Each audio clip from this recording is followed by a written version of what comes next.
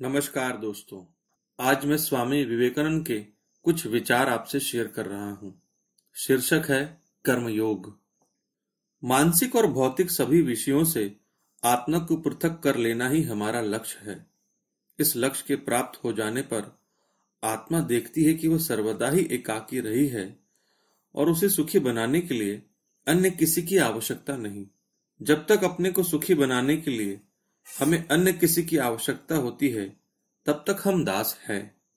जब पुरुष जान लेता है कि वह मुक्त है, उसे अपनी पूर्णता के लिए अन्य किसी की आवश्यकता नहीं एवं यह प्रकृति नितांत अनावश्यक है, तब कैवल्य लाभ हो जाता है। मनुष्य चांदी के चंद टुकड़ों के पीछे दौड़ता रहता है और उनकी प्राप्ति के लिए अपने सजातियों को भी धोखा देने में नहीं हिचकता। पर यदि वह स्वयं पर नियंत्रण रखे तो कुछ ही वर्षों में अपने चरित्र का ऐसा सुंदर विकास कर सकता है कि यदि वह चाहे तो लाखों रुपए उसके पास आ जाए। तब वह अपनी इच्छा शक्ति से जगत का परिचालन कर सकता है। किंतु हम कितने निर्बुद्धि हैं। अपनी भूलों को संसार को बतलाते फिरने से क्या लाभ। इस तरह उनका परिहार तो हो नहीं सकता। अपनी करने का फल तो सबको भुगतना ही पड़ेगा। हम यही कर सकते हैं कि भविष्य में अधिक अच्छा काम करें। बलि और शक्तिमान के साथ ही संसार की सहानुभूति रहती है। केवल वही कर्म जो मानवता और प्रकृति को मुक्त संकल्प द्वारा अर्पित करने के रूप में किया जाता है, बंधन का कारण नहीं होता। किसी भी प्रकार के कर्तव्य की उपेक्षा नहीं करनी चाहिए। जो व्यक्ति कोई छोटा या नीचा काम करता है, वह केवल इसी कारण ऊंचा काम करने वाले की अपेक्षा छोटा या हीन नहीं हो जाता। मनुष्य की परख उसके कर्तव्य की उच्चता या हीनता की कसौटी पर नहीं होनी चाहिए, वरन यह देखना चाहिए कि वह कर्तव्यों का पालन किस ढंग से करता है। मनुष्य की सच्ची पहचान तो अपने कर्तव्य को करने की उसकी शक्ति और शैली में होती है। एक मोची जो कि कम से कम समय में बढ़िया और मजबूत जूतों की जोड़ी तैयार कर सकता है, अपने व्यवसाय में उस प्राध्यापक की अपेक्षा कहीं अधिक श्रेष्ठ है जो अपने जीवन भर प्रतिदिन थोथी बकवास ही किया करता है। प्रत्येक कर्तव्य पवित्र है और कर्तव्य निष्ठा भगवत पूजा का सर्वोत्कृष्ट रूप है। बद्ध जीवों की भ्रांत अज्ञान तिमिराच्छन्न आत्माओं को ज्ञान और मुक्ति दिलाने में यह कर्तव्य निष्ठा निश्चय ही बड़ी सहायक है। जो कर्तव्य हमारे निकटतम है, जो कार्य अभी हमारे हाथों में है, उनको सुचारू रूप से संपन्न करने से हमारी कार्य शक्ति बढ़ती है और इस प्रकार क्रमशः अपनी शक्ति बढ़ाते हुए हम एक ऐसी अवस्था की भी प्राप्ति कर सकते हैं जब हमें जीवन और समाज के सबसे इप्सित एवं प्रतिष्ठित कार्य को करने का सौभाग्य प्राप्त हो सके। प्रकृति का न्याय समान रूप से निर्मम और कठोर होता है। सर्वाधिक व्यवहार कुशल व्यक्ति जीवन को न तो भला कहेगा और न बुरा। प्रत्येक सफल मनुष्य के स्वभाव में कहीं न कहीं विशाल सच्चरित्रता और सत्यनिष्ठा छिपी रहती है और उसी के कारण उसे जीवन में इतनी सफलता मिलती है। वह पूर्णतया स्वार्थहीन न रहा हो, पर वह उसकी ओर अग्रसर होता रहा था।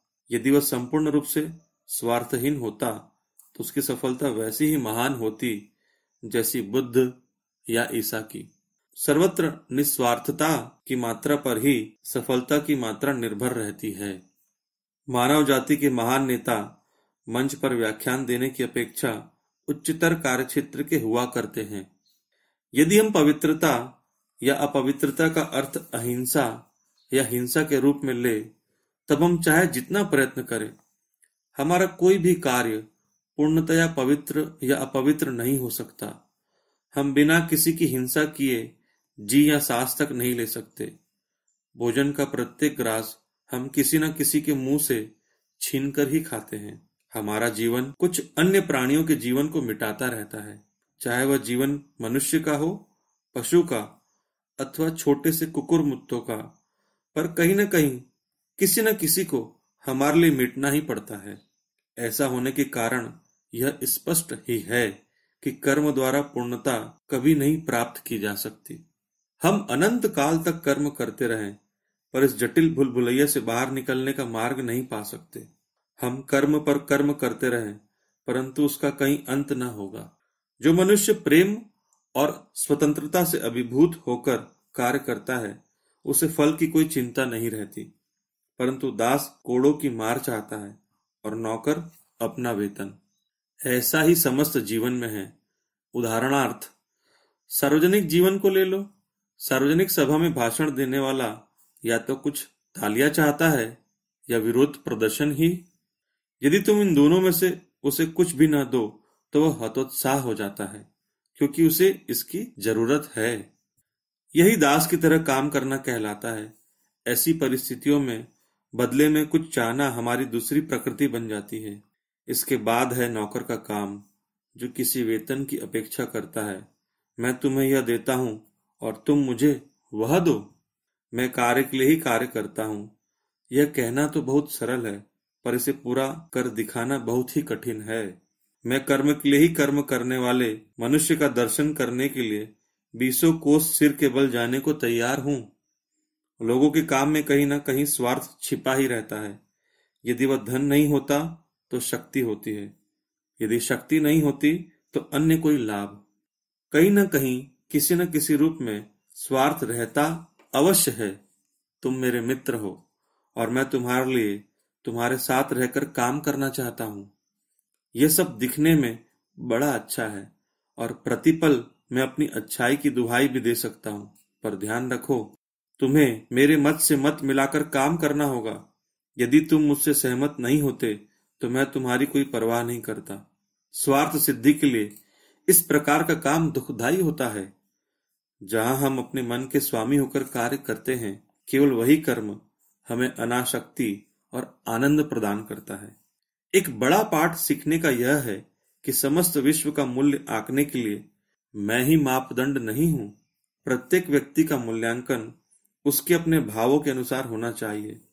इसी प्रकार प्रत्येक जाति व देश के आदर्शों और रीति रिवाजों की जांच उन्हीं के विचारों, उन्हीं के मानदंड के अनुसार होनी चाहिए। अमेरिका वासी जिस परिवेश में रहते हैं, वही उनके रीति रिवाजों का कारण है, और भारतीय प्रथाएं भारतीयों के परिवेश की फलोत्पत्ति है। और इसी प्रकार चीन, जापान, इंग्लैंड तथा अन्य हर देश के संबंध में भी यही बात है। हम जिस स्थिति के योग्य हैं, वही हमें मिलती है। प्रत्येक गेंद अपने अनुकूल छिद्र में ही गिरती है। यदि किसी की योग्यता दूसरे से अधिक है, तो संसार इस तरह निरंतर चलते रहने वाले विश्वव्यापी समायोजन की प्रक्रिया में उसे जान लेगा। अतः बड़बड़ाने से कोई लाभ नहीं। यदि कोई धनी आदमी दुष्ट है, तो उसमें कुछ ऐसे भी गुण होंगे जिनके कारण वह धनी बना, और यदि किसी दूसरे व्यक्ति में ये गुण है, तो वह भी धनवान बन सकता है। शिकायतों और झगड़ों से क्या लाभ? उससे हम कुछ अधिक अच्छे तो बन नहीं जाएंगे। जो अपने भाग्य में पड़ी हुई सामान्य वस्तु के लिए भी बड़बड़ाता है, वह हर एक वस्तु के लिए बड़बड़ाएगा। इस प्रकार सर्वदा बड़बड़ाते रहने से उसका जीवन दुखमय हो जाएगा और सर्वत्र असफलता ही उसके हाथ लगेगी। परंतु जो मनुष्य अपने कर्तव्य को पूर्ण शक्ति से करता रहता है, वह ज्ञान एवं प्रकाश का भागी होगा और उसे अधिकाधिक ऊंचे कार्य करने के अवसर प्राप्त होंगे। धन्यवाद श्रोता मित्रों। यदि यह विचार आपको अच्छे लगे हैं तो प्लीज मेरा चैनल सब्सक्राइब कीजिए और इस वीडियो को अपने दोस्तों के बीच अधिक से अधिक शेयर कीजिए। धन्यवाद।